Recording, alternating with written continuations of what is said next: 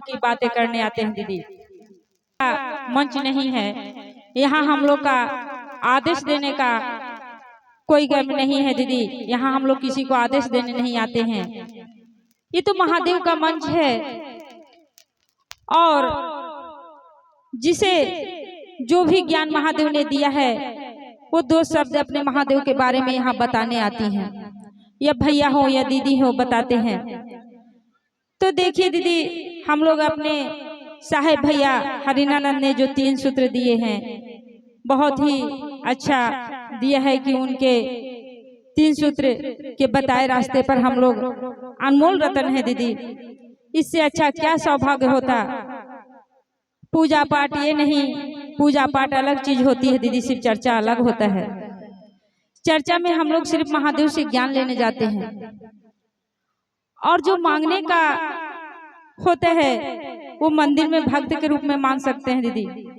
भक्ति के रूप अलग चीज होता है और शिष्य परिवार अलग होता है।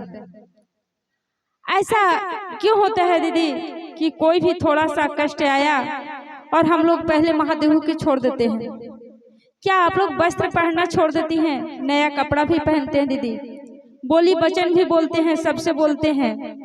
जो दुश्मन है वो दुश्मन ही रहता है, हित है वो हित ही रहता है। लेकिन उस समय हम लोग क्या करते हैं, सिर्फ महादेव से छोड़ते हैं। क्यों छोड़ते हैं? क्योंकि उनसे अपना रिश्ता नहीं जोड़ पाते हैं दीदी।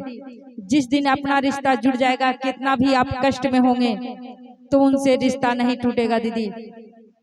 वो जो रिश्ता है जो साहेब भैया ने दिया है, इनसे पहले भी बहुत आए थे साधु संत, 112 से ऊपर भी आए थे, लेकिन कोई भी ऐसा धरती पर नहीं आया जो कि महादेव को नीचे लाया।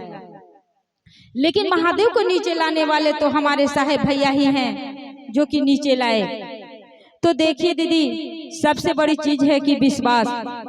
जब अपने महादेव पर जिसको विश्वास होगा वो कितना भी कष्ट में क्यों ना हो, लेकिन अपने गुरु महेश्वर को नहीं छोड़ेगा। हम लोग विश्वास के साथ ही चल रहे हैं दीदी।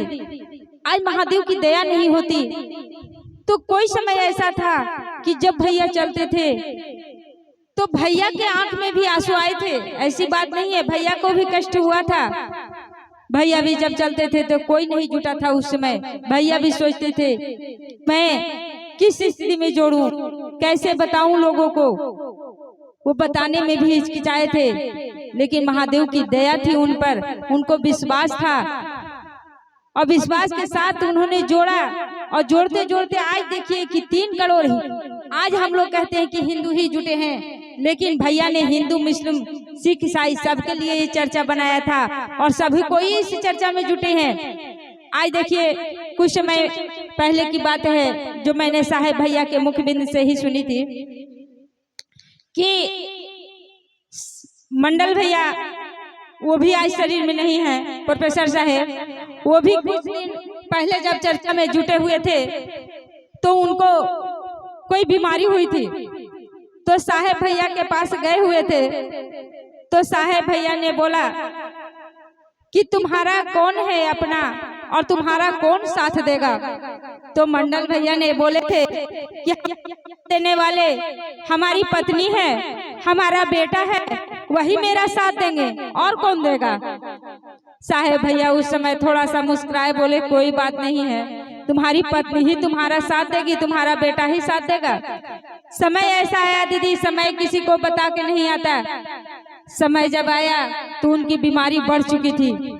जब वो हॉस्पिटल में थे, अपनी पत्नी को भी फोन किया, पत्नी भी वहां नहीं पहुंच पाई, बेटा भी नहीं पहुंचे।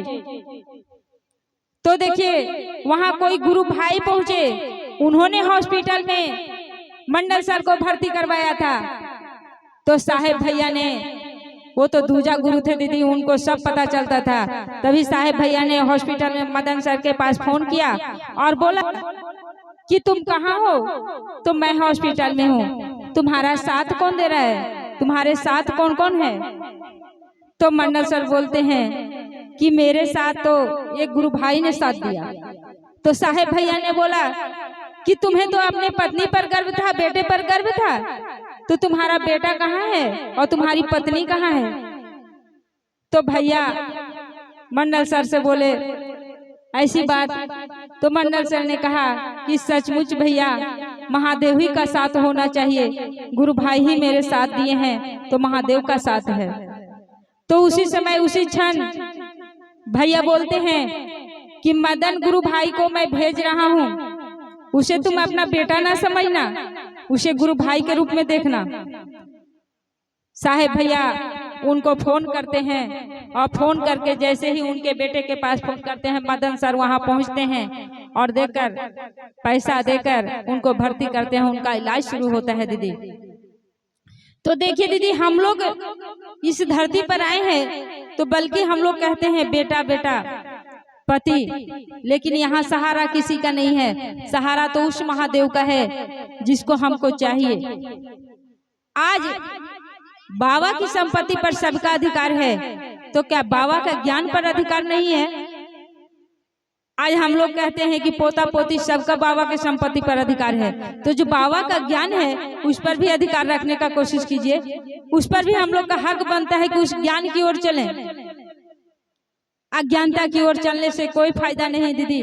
थोड़ी थोड़ी सी बात पर हम लोग लड़ाई झगड़ा करते हैं, घर में जाके यहाँ चर्चा सुनते हैं और घर में जाके वही बातें करते हैं, तो क्या फायदा होगा दीदी? इससे कोई फायदा नहीं है। हम लोग चर्चा की ओर आते हैं तो चर्चा की ओर चलें। जो दीदी भैया यहाँ बातें बताते हैं उन बातों को सुने और अपने मन में उतारें कि क्या सच है क्या झूठ है, किधर चलना चाहिए हम लोग। ऐसा नहीं है कि कोई गुरु भाई के पीछे हम लोग को चलना है, गुरु भाई या गुरु बहना के पीछे नहीं चलना है, हम लोग तो महादेव के साथ चलेंगे ना।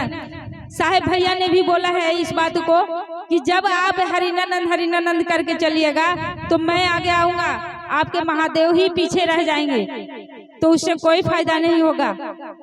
तो हम लोग को तो महादेव की पुकार करनी है, और जब महादेव को पुकार करिएगा तो साहेब भैया हम लोग के साथ जरूर रहेंगे, हम लोग का साथ देंगे। आज शरीर में नहीं तो क्या हुआ, लेकिन जहाँ भी चर्चा स्थल में होता है वहाँ दीदी भैया जरूर साथ रहते हैं। जब हम लोग का कष्ट होता है, ऐसा नहीं है कि आज हम लोग का कष्ट है तो महादेव को छोड़ दे, कोई बात नहीं दीदी। आज इस योनि में खुद महादेव भी रहेंगे ना शरीर में, तो महादेव को भी कष्ट होना है, क्योंकि जो होनी लिखी हुई है, कर्म में जो लिखा हुआ है वो तो होगा, क्योंकि जैसा ही आप कर्म करेंगे वैसा ही ना फल मिलेगा आपको, तो कर्म के अनुसार ही मिलता है। तो लोग कहते हैं कि चर्चा में चलते हैं फिर भी क्यों कष्ट है?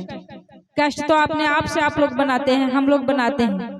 हम लोग कर्म जब ऐसा करेंगे तो कष्ट किस बात का? अपना कर्म अपने बनाना पड़ता है दीदी। और हमसे भी अच्छे अच्छे गुरु भाई गुरु बहना आए हुए हैं, उनके मुख बिंद से हम लोग चर्चा सुनने का कष्ट करेंगे दीदी। इतना कहकर मैं अपनी वाणी को विराम देती हूँ। एक बार बोलो जागा जागा महादेव।